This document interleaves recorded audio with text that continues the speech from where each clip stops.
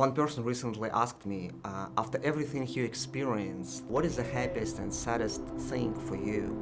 I think the happiest thing for me is to see our children being here. Just knowing that they're safe, that they can live in a Christian environment, just watching them brings us lots of joy. On the other hand, I think the most difficult thing or saddest thing for me is just to understand that our parents are still back in Russia. We can't really live life together with them. My mom, she's 70 years old. She's not able to see how her grandkids are growing. If something happens with her, I will not be able to do anything. We can't come visit her, she can't come here at the moment. And that's, in a way, very sad. I only had 4 days to finish everything before I left the country. At that time, my father was in the hospital recovering after stroke, and I was not allowed to visit him, but he opened the window on the first floor, and my son Timothy and I came to him. He hugged my son, he prayed us and blessed us, and he said, "You know, you may not understand what God is doing in your life today, but someday He will reveal it to you, because what He does is the only right thing, and you just have to obey Him." The next season was a very hard time for our family. And my father, who went through 4 different surgeries, and each time we thought that the surgery would be his last one, he felt incredibly weak, and it was so hard for us to know that we were so far away from our family and we can't support them in any way. We can't hug them, we can't help them, we can't talk to them. This is very difficult because in times like this you feel guilty, and people may judge and condemn for leaving your family. And you cannot be with your family. You have to live with this every day. I'm very thankful for my wife, Katya, and for our relationship. When I left Russia and already was in Turkey, we were separated. We actually didn't know what to do because we didn't have any plan. And I would talk with her every day. We discussed what could be next for us. And in a couple of weeks, as I got a chance to leave Russia, she asked me, like, if I take 2 kids and leave our home, what should we do? Where would we go?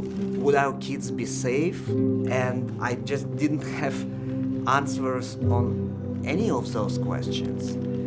And I think one option would be that I will just fly alone here to America, try to cross the border. It would be so much easier to do it like just by myself and try to build up life here and then, find ways to bring my wife and kids here. But then we'll be separated for months or like years, and who knows how our relationships can look then.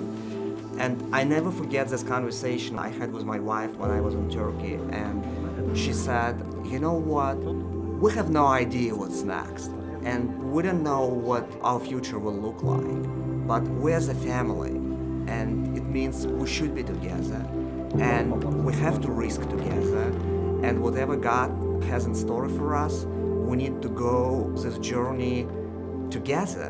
And she said, "We don't have any plan, but I am leaving Russia." My wife Alla supported me a lot.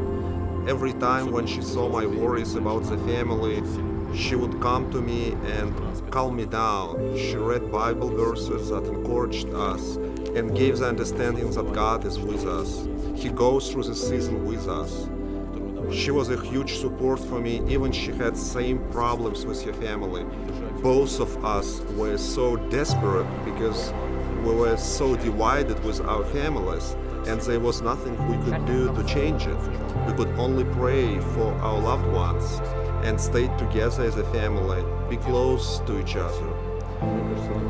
And this is exactly what God does with us when we are going through complexities and difficulties in our lives. He always speaks to us. He always ensures us that He always supports us and guides us through difficult times. From my experience, I would like to encourage you that if you go through a dark period of life together, a dark season, just walk it together. Walk it together as a family, walk it together with your wife or with your husband, with your children. Just make this decision. It's not easy, and we don't know always what's next, but I just would like to encourage you to make this decision to walk it together and trust God and experience everything together. His grace is enough for your family.